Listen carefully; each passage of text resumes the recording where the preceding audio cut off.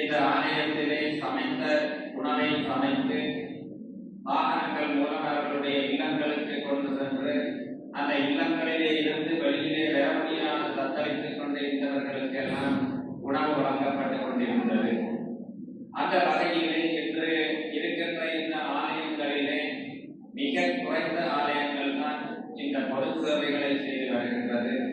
அந்த வகையிலே அவர் இந்த சாஸ்தாபீடமானது அந்த ஆலயங்களுக்கு எல்லாம் எடுத்துக்காட்டாக இன்று இந்த பல வகைகளிலான இந்த உதவி திட்டங்களை வழங்கிக் கொண்டு வருகின்றது.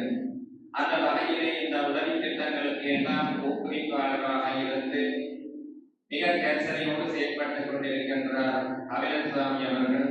என்று அவர் அந்த நிதி உதவிகளை வழங்கி வருகின்ற அதே வேளையிலே நாம் உங்கள் அனைவருக்குமே கூறியிருந்தோம், உங்களுடைய நண்பர்கள் உறவினர்கள் அவர்கள் வெளிநாடுகளிலே தனவந்தர்களாக இருக்கின்றவர்களும் இந்த திட்டங்களிலே இணைந்து கொள்ள முடியும். இது நமது வாழ்நாளிலே கிடைக்கின்ற மிகப்பெரிய ஒரு அறப்பணியாகும்.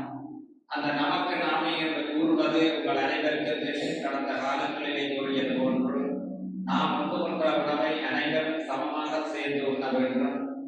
நாம் வசதி படைத்தவர்கள் கூட்டுகளை உண்ணுகின்ற வேளையிலே ஏறியவர்கள் அந்த உணவினை ஒரு நேரம் ஒன்று இருக்க முடியாது. உணவென்பது எல்லாருக்குமே ஒன்று. அந்த வகையிலே இந்த உலக உணவு திட்டமானது அனைவருக்கும் சமத்துவமாக இது வழங்கப்பட்டுக் கொண்டிருக்கின்றது. அந்த செயற்பாடுகள் மென்மேலும் விஸ்தரிக்கப்பட வேண்டும். மேலும் இவைகள் இந்த கஷ்டத்தை அறிவித்துக் கொண்டிருக்கின்ற பெரும்பான்மையான மக்களுக்கும் இவை கிடைக்கப்பட வேண்டும். அந்த வகையிலே இவற்றுக்கு எல்லாம் உறுதுணையாக இருந்து கொண்டிருந்து அருள் பாணித்துக் கொண்டிருக்கிற